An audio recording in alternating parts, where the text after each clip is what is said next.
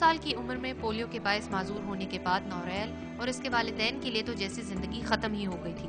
علاج کے لیے نوریل کے والدین نے ہر دروازہ کھٹکھٹایا مگر بے سود۔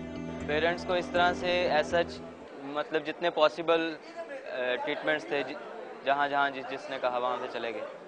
اس کے بعد پھر ایک سٹیج آتی ہے جہاں پہ آپ ہوپ لیس ہو جاتے ہیں، یا آپ اس بات کو ریئلٹی کو ایکسیپٹ کر لیتے ہیں کہ آپ کا ایک ڈیفرنٹ لائف سٹائل ہے یا آپ کی ڈسیبلٹی جو ہے وہ چینج نہیں ہو سکتی۔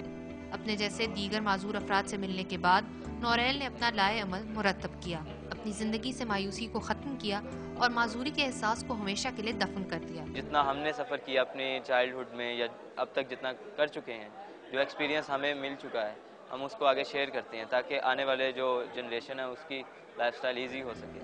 نوریل کے مطابق معذوری اس کی مجبوری نہیں ہے اور لوگوں کو بھی یہ سمجھنے کی ضرورت ہے کہ معذور افراد اسی معاشرے کا حصہ ہیں۔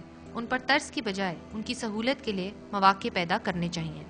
خود کو منوانے اور اپنے لیے ایک بہتر زندگی بنانے کے لیے نوریل کی ہمت اور خود انحصاری نہ صرف معذور افراد کے لیے بلکہ عام لوگوں کے لیے بھی ایک مثال ہے۔